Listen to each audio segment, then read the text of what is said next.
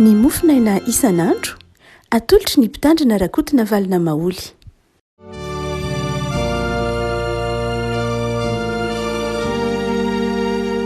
Ary miarahaba antsika riavako malala tratry ity zoma fahaeniny volana mety ny mofinaina valahatra antsika anio dia ny titosy toko fahatelo, titosy toko fahatelo andininy fahatelo ka hatramin'ny andininy fahafito, titosy toko fahatelo andininy fahatelo ka hatramin'ny andininy fahafito amin'ny anaran'i Jesosy.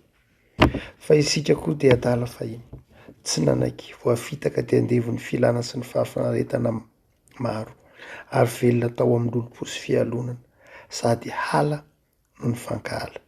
Fa rehefa niseho ny famirapanan'Andriamanitra mpamonjy antsika sy ny fitiavan'ny olona, dia tsy avy tamin'ny asa amin'ny fahamarinana izay nataontsika, fa araka ny famindrapo kosa no namonjeny antsika, tamin'ny fanasany fiterahana indray sy ny fanavoazany fanamasina, izay nahidiny betsaka tamintsika tamin'ny alalan'i Jesosy Kristy mpamonjy antsika, mba ho hamarinina amin'ny fahasoavana isika, ka ho tonga mpandova araka ny fanantenana ny fiainana mandrakizay.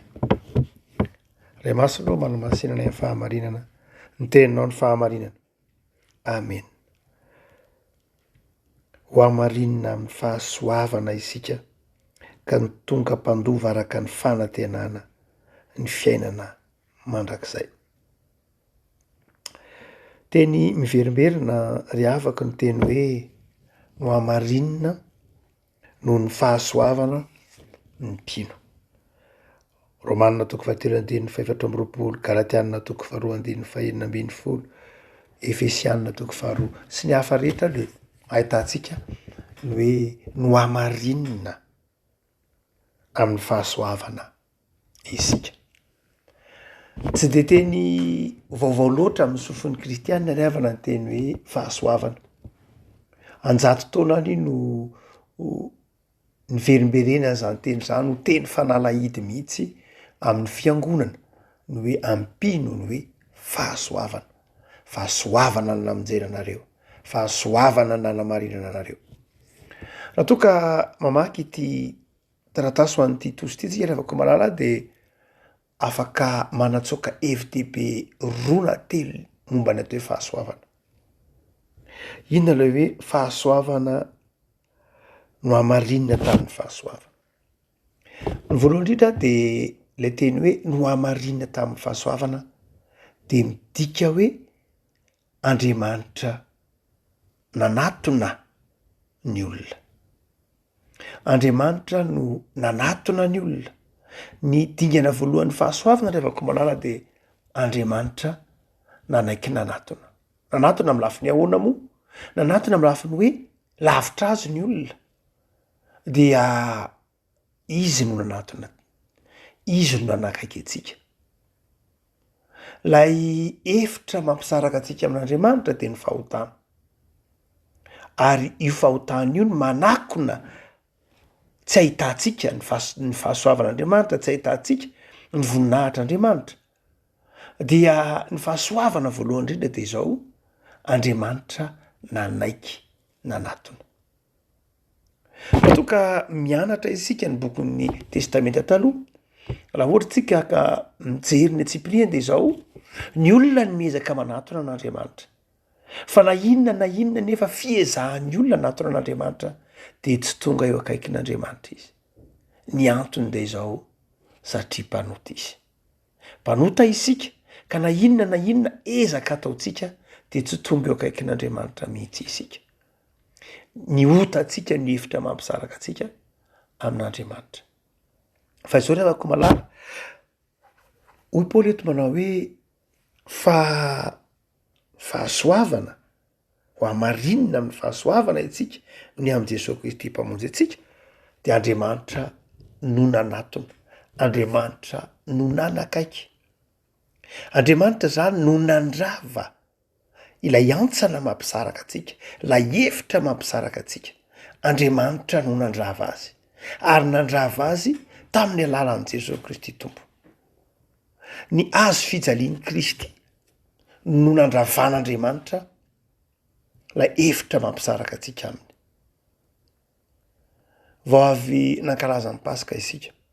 Ny fisanganana tompo tamin'ny maty de tsarotsika fa alohan'ny tsakana tamy maty rehefa anombona atao amin'ny azo fijaliana izy de tritra ny hevitra masina tao amin'ny tempoly ary ionona tonga am'polina nazava ao amin'ny takataso an'ny efesianina hoe rava ny hevitry ny fisarahana nanakaiky antsika Andriamanitra ary rehefa manakaiky antsika Andriamanitra mory havana inona no hitany rehefa manakaiky antsika Andriamanitra inona no hitany alay fisaratseny rehefa manakaiky anao Andriamanitra inona no hitany eo aminao de zao ny mahampanotatsika ny mahampanotatsika rehefa manakaiky antsika Andriamanitra rehefa tonga eo amintsika Andriamanitra de hitany mazava vao maika miariary eo anatrehany ny mahampanotatsika tsy afaka niafina tamin'Andriamanitra isika fa hitany ny mahampanotatsika rehavako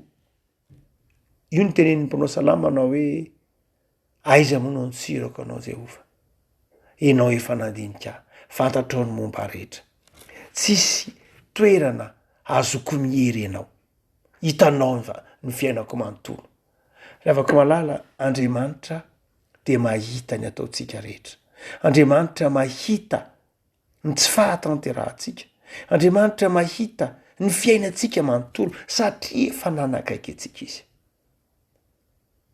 fa rehefa nanakaiky antsika izy midigana faharoa rehefa nanakaiky antsika izy ka mahita ny fahotantsika de hoe ny filazany Paoly amin'ny Titosy manao hoe fa namonjeny antsika tamin'ny fanasan'ny fiterahany ray sy ny fanavaozan'ny fanahy masina tamin'ny fanasan'ny fiterahany raha toa ka mamaky ny bokin'ny Deutéronomie tsika rehavako malala bokin'ny Deutéronomie de maneho antsika fa ao amin'ny tempoly rehefa hiditra ao amin'ny tempoly ny olona mivoaka amin'ny tempoly de misy karazana simbe na karazana koveta lehibe anankiray de alohan'ny hidiran'ny olona ao amin'ny tempoly de misasy izy manadio izy midio ny mpisorona io le teny hoe fanasan'ny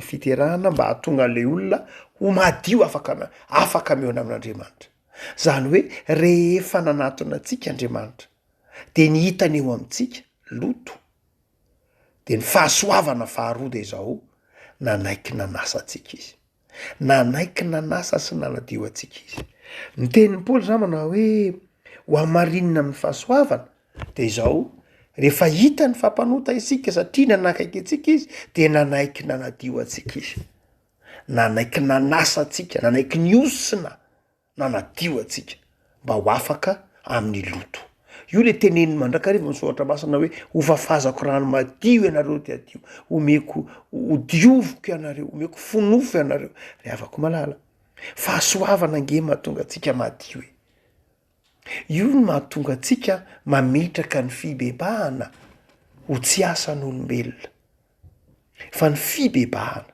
de asan'Andriamanitra marina loatra fa ny fanapahan-kevitra hibebaka de avy amin'ny fanekentsika ho apotsika ny anaiky ho sasan'Andriamanitra fa ny fibebahana rehavako malala de zao tsy asan'olombelona fa asan'Andriamanitra zay no mahatonga itsika rehefa atao batisa ohatra de mieritreritra ny batisa tsy miivo amin'ilay fibebahana fa miivo amin'ilay fahasoavana hoe nosasan'ny tompo zay ny dikan'iny rano ny batisa iny midika lay fanasan'ny tompo atsika tsy miivo amin'ilay hoe mibebaka tsy diso akory ny fibebahana fa izao ny zavatra tsaron'ny olona amin'ny fotoana anaovana azy batisana de zao zay nataon'Andriamanitra ho azy zay nataon'Andriamanitra ho tsika ndraindraingy tsika rehefa malala rehefa tonga ny tranon'Andriamanitra mivavaka de zao ny tonga atsika any de zao izay nataotsika ho an'Andriamanitra na izay tsy nataotsika ho an'Andriamanitra rehefa manatona an'Andriamanitra tsika mandrakariva de zao ny zavatra nataotsika no tsarotsika hoe tompo zazo avy ny zavatra nataoko ratsy a, tsy nahavita didy a, tsy nahavita niangona, tsy nahavita nanompo anao a, tsy nahavita nanao an'zao a, lay zavatra zay lay zavatra nataotsika izay tsy mifanaraka amin'ny sitrapon'Andriamanitra ny tsaroantsika betsaka. Marina tokoa fa ilainy zany. Ahoana moa nafahanao hipepaka raha tsaroanao zany? Fa ny fototry ny fivavahana, ny fototry ny fanatonana an'Andriamanitra de tsy fitondrana ny fahotantsika ihany. Fa ny faharoa de zao ry havako. Tsy hoe zay tsy nataontsika koa ny tokony ho tsarotsika. Za Andriamanitra tokony nanomeny mahatra, za Andriamanitra tokony namela heloka, za Andriamanitra, za ndretrany de zany ny tonga antsika ohatran'Andriamanitra. Eny tokoa. Ina moa ny antony hibebahana tsy zany? Fa ambony lavitra noho zany, mialohany zany, fahatserovanao an'izany de zao ny fanontaniana apetraka ao de hoe inona ny nataon'Andriamanitra tamiko aloha? Mamela nomeny ny zanany hamela heloka, nomeny ny zanany amonjy, nomeny ny zanany ho fanadiovana antsika. Ny voalohany tokony ho tsaroantsika zany amin'ny fahasoavana, ny dingany fahasoavana de zao zay nataon'Andriamanitra tamintsika aloha ny zava-dehibe, fa tsy zay nataontsika tamin'Andriamanitra na zay nataontsika tamin'ny hafa. No zany de zao ny fahasoavana de fametrahana hoe inona ny nataon'Andriamanitra aloha voalohany indrindra, satria Andriamanitra nanao dingana voalohany indrindra, fa tsy za na ianao. Raha ianao no nanao dingana voalohany indrindra de zay nataonao zany ny zava-dehibe. Raha ohatra ka isika nanao dingana voalohany anatona an'Andriamanitra de zay nataontsika zany ny zava-dehibe. Fa satria Andriamanitra nanao dingana voalohany manatona antsika de zay nataon'Andriamanitra ny lehibe no zay nataontsika. Zay nataon'Andriamanitra de zao nanaiky nanasa antsika tamin'ny ranony zanany izy, nanaiky nanadio antsika izy lehibe lavitra no zay nataontsika izay zavatra rehetra zay. Zay ny mahafahasoavana azy. Zay ny mahafahasoavana azy. Takon'izay rehetra zay, takon'izay dingana nataon'Andriamanitra izay, lay dingana kely nataontsika. Takon'izay lay zavatra tsy nataontsika koa aza. Io no mahatonga amin'ny Petera manamafy manao hoe fa ny fitiavana no manarona ny ota rehetra. Andriamanitra no nanao dingana manavitra atsika. Ho tsika manao hoe tsaronao ve ny zava-dehibe nataon'Andriamanitra ao anao? Itsika mantsy ravako malala efa masaky ny civilisation ny taonjato faraika amby roapolo ka matanjaka be amintsika mandrakariva ny atao hoe ego na iza na ny mahazaha na ny reharehako. Hanka mandrakariva rehefa manao zavatra tsika dia maritsika mandrakariva lay hoe iza. Ary de takon'lay zavatra ataontsika izay na lay zavatra tsy vitatsika fa tokony nataontsika lay dingana lehibe nataon'Andriamanitra de namonjeny antsika tamin'ny lalan'ny zanany. Lavitra ingeny nandehanan'Andriamanitra, lalandavitra nandehanan'Andriamanitra vao nahatonga azo teo akaikitsika, ary tsy vitany hoe teo akaikitsika fa nanasatsika tamin'ny ranony zanany. Famantarana ihany reny fanehoana reny, iny le hoe famantarana ihany le Jesosy nasany tongotry ny mpianatra, fa mihoatra lavitra noho zany. Izy mihitsy no nanaiky nanadio antsika. De hoe Paoly amin'ny Tinitosy, ho amarinina amin'ny fahasoavany isika. Dingana faharoa zay amin'ny fahasoavana. Ho tsika hoe dingana voalohany nanaton'Andriamanitra, dingana faharoa nanaiky sy nanadio Andriamanitra amin'ny fahasoavana, fa dingana fahatelo ny fahasoavana ravako malala dia hoy ny filazan'ny Paoly azy manao hoe tamin'ny fanasan'ny fiterahana sy ny fanavaozan'ny fanamasina. Tsy hoe nosasana fotsiny fa tonga vaovao. Lay teny Grika anakaino seos de zao vaovao, tonga vaovao. Lasa lay zavatra taloha, lasa lay nanimba, lasa lay aloky ny fahafatesana, lasa lay ota de tonga olom-baovao. Mahafinaritra mihitsy ny andikan'ny testamenta vaovao ny antsoina hoe olona mibebaka. Ny antsoina hoe olona mibebaka de olona miova fomba fisainana, miova fomba fijery, miova fomba fiainatanteran-javatra, fomba fanao toetsaina olona vaovao mihitsy. Zay ny antsoina hoe olom-baovao. Ary maha olom-baovao azy de tsy hoe ahonany aolom-baovao ny sasan'ny tompo tonga olom-baovao fa nisy zavatra vaovao mihitsy no entin'andriamanitra mahatonga an'io vaovao io. Misy fanaka vaovao zay tsy nananana mihitsy teo aloha. Tsika mantsy de nidiovina le trano de nadio. Ohatra hoe nanao réhabilitation ve nanao restauration ve nanamboatra diovina de laza vita tsara tare fa tsy zay ihany le hoe tsy zay ihany le hoe anakainao seos zany hoe tsy hoe nidiovina de zavatra vaovao ihany fa io Paoly manao hoe fanavaoza ny fanahy masina tonga tepolo ny fanahy masina tsy vitany hoe nidiovina de tonga vaovao fa nisy zavatra vaovao no mena nisy fanaka vaovao nisy fitaovana vaovao nisy fifandraisana vaovao de ny fanahy masina. Raha ohatra ka no avaozina fotsiny no avaozina de mijanona amin'iny ihany de mety mbola miverina manota indray. Fa izao rehefa no avaozina de nasian'Andriamanitra zavatra vaovao ao anatintsika de ny fanahy iny. Izy indray lasa mitoetra ao anatintsika. Teo aloha de zao ny ota no mitoendra ao am-pontsika. De mandoto antsika iny oteny, de mibaiko antsika iny oteny, de maniraka antsika iny oteny. Fa izao tonga zavatra vaovao mihitsy de nampitoerin'ny tompo tato anatintsika ny fanahy iny. Sady no avaoziny tsika zany no nampitoeriny ny fanahy iny. Io le tenen'ny Paoly manao hoe tepolo ny fanahy masina inge ianareo hoe fonenan'Andriamanitra, tranon'Andriamanitra ry havako malala fahasoavany zany. Fahasoavany zany. Raha ary ka ampiarina ny fiainantsika isan'andro ny tenin'ny Paoly tamin'ny Titosy manao hoe ho amarinina amin'ny fahasoavana isika. De inona ny tokony ho toetra antsika ry havako? De io teneniny io ny voalohany ateraka zany de zao mpandova. Ny ditrany hoe mpandova de zao tsy nanao na inona fa nomena fotsiny, tolorana fotsiny. De zay tsika ry havako malala. Nomen'Andriamanitra maimai-poana. Zay eo amintsika ka i de fanomezan'Andriamanitra. Na ny fahasalamantsika, na zay tantanitsika amin'ny andavanandrotsika, na ny andraikitra menantsika, na izay rehetra ieny amintsika de nolovatsika tamin'Andriamanitra. Nomen'Andriamanitra atsika maimai-poana.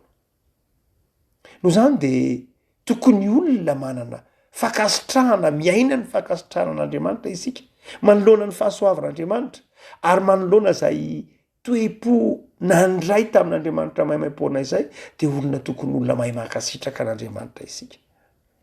Ary io no mahatonga ny fitoam-pivavahana atao mandrakariva hoe fisaorana an'Andriamanitra sy fanomezam-boninahitra an'Andriamanitra. Satria lay Andriamanitra de Andriamanitra mpanome.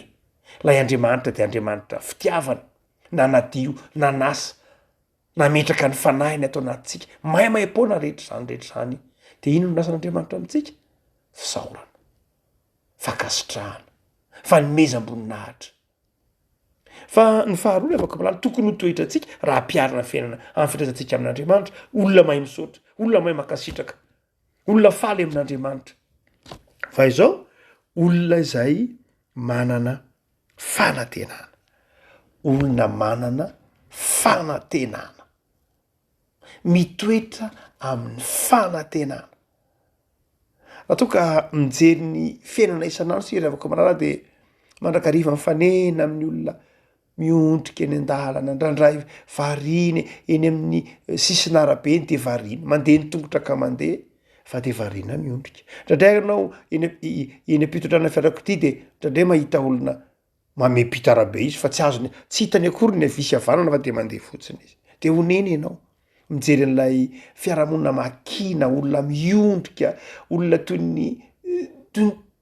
ny vesarany entana eo amin'ny atoka, eo amin'ny loha miondrika. Ndraindray ratsorina de zao tsy manana fanantenana ny maro. Ary rehefa miresaka de zao ny tsapanao de zao tsy manana fanantenana tsony ny olona. Reraka ny olona, trotraka ny olona, vizana izy. Satria tsy metsara ny fiainany, tsy hitany metsara ny fari-piainany, tsy tazany eny amin'ny faravodilanitry ny fiainany ny hoe ny ho avy de tsara. Satria nahoana? Satria mavesatra loatra lay entany inge. ary mety mitentsika manana finoana manana fanantenana fa zao mavesatra loatra amin'ny ady-piainana alalera hotsika to hoe efa voadonany fiara voadonany moto tafotoana menjera zay vo tonga zay ay moa zahay ty amin'ny arabe ay moa za mandeha fiarakodia ay moa za mandeha am'sisin-dalana le avako malala inona no patsa inona no afatra hoentina mampahery antsika ao anatin'izany fahakiviana tsy fananana fanantenana noho ny fiainana noho ny etraketraky ny fiainana noho ny toe-javatra maro samihafa de eo Paoly manazava manao hoe tsarovy ny fahasoavan'ny tompo fahasoavana ny tompo na inona fa horitsainao de Andriamanitra mahita an'izany eo akaikinao na inona tsy fatanteranao hitan'Andriamanitra na inona tsy fanananao na inona tebiteby anananao na inona olam-piainanao na inona de zao Andriamanitra mahafantatra an'izany efa nanatona anao Jesosy azay ny tenin'ny Paoly mamarana azy io manao hoe nahidiny betsaka tamintsika tamin'ny alalan'i Jesosy Kristy mpamonjy antsika Jesosy no mpamonjy mivavaka isika ny avako malala mivavaka manatona an'Andriamanitra mahamaiky atsika de zao tsy bataneta atsika sy ny onja sy zatra maro isan-karazany eo amin'Andriamanitra ihany zay ho hititsika fa ny voalohany de zao handray ny famonjena mandray ny famonjena ny zava-dehibe de izao ndray vingity tonga eo amin'Andriamanitra etsika dia vingititsika eo amin'Andriamanitra daholo ny zavatra rehetra fa le zavatra tolotr'Andriamanitra tsy raisitsika ny mahamaiky atsika ny ametraka ny zavatra hito amin'Andriamanitra fa tsy ny mahamaiky atsika ny andray ny zavatra tolotr'Andriamanitra ny voalohany indrindra aloha de zao raiso le zavatra natolotr'Andriamanitra raiso aloha le fanomezan'Andriamanitra alohan'ny hanomezanao ny entanao ny mavesatra aminao ao amin'Andriamanitra sokafy aloha ny tananao de raiso le fanomezan'Andriamanitra fa ny olana de zao tonga atsika ny tagnatsika feno entana feno fahoriana feno fahadisom-panantenana feno fahakiviana feno ranomaso feno fahakahalana isan-karazany tanatsika feno olona feno manatona an'Andriamanitra tsy maninona zany ny tompo efa nyteny manao hoe makanesa ty amika anareo miasa fatra sy mavesatretana fa izao tondra fitsarana fa izao ry avako malala aza ny tananao feno ihany ny entinao amin'Andriamanitra fa etoko ny tananao tsisy ninninna vonona andray aloha mivonona andray izay nomena Andriamanitra anao de ny zanany hoy Jaona manao hoe toy izao ny tiavan'Andriamanitra izao tontolo zao nomeny ny zanany latokana Andriamanitra mpanome ary zay ny dikany teny hoe fahasoavana atsotra era ny tananao raiso Jesosy raiso le fahasoavana nomen'ny tompo efa eo ambaravarana ho Jesosy mitsangana mandondona hitondra fiainana fa izao ny olana ihany hoentsika fa tsy raisitsika kosa le fahasoavana raiso le fahasoavana raiso le fahatokinan'Andriamanitra fa hitany efa nany akaiky anao izy te hanadio anao izy te hamenao aim-baovao sy herim-po fiainana vaovao nana fanamasana izy ary te hiantoka anao zay ny dikany hoe mpandovy ianao te hiantoka anao ary te hanavao anao olona manana fanantenana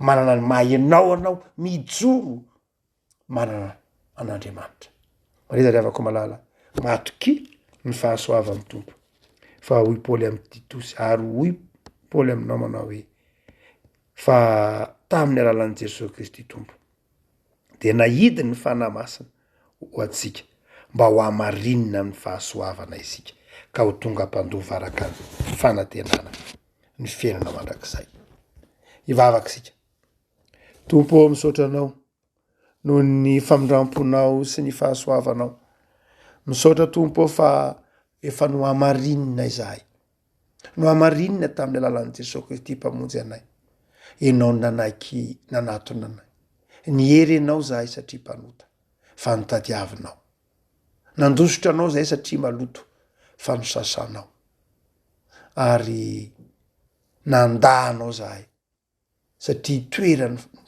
ota ny fiainanay saingy nahidinao ny farahinao masina ty anatinay tompo manome toky anay ary anao fa ny fahasoavanao dia ampy anay isan'andro. Miantoka ny fiainana isan'andro ianao. Mamelona ny fanantenana ty anatinay ianao. Tompo, raha ao anatin'ny ankiviany zahay, ataovy mandrisy. Raha ao anatin'ny ady sarotra, aoka atsiary ny fahasoavanao. Raha ao anatin'ny tahotra, ataovy resy lahatra fa vato lampy iorena ny finoana ianao. Tompo, ataovy tsapanay isan'andro ny fahasoavanao. Tsy mitsahatra mitondra ny firenena eo am-pelatananao zay tompo. Ataovy mandray anao Jesosy ny malagasy rehetra. Avela ho eloka, avao ze, omeo herim-panahy asa, omeo herim-panahy fankaty, omeo herim-panahy fanoana irahina ny malagasy mpiray tanindrazana rehetra. Jereo ny fiangonanao, ataovy filazantsara velona, miandry azy ny firenena, miandry ny fiangonana ny tanora, ny firenena, ny tany amamonina, meo herim-panahy ny fiangonanao tompo am'izao akatoky ny pentekosta izao. Ho fiangonana velona, andry, iorenan'ny fahamarinanao. De matoky zay tompo, fa tsy ahafoy na asaraka anay ianao, fa miandany aminay mandrakariva. De mametraka ny fiainana eo am-pelatananao zay, ry zokinay Jesosy Kristy mpamonjy. Amen.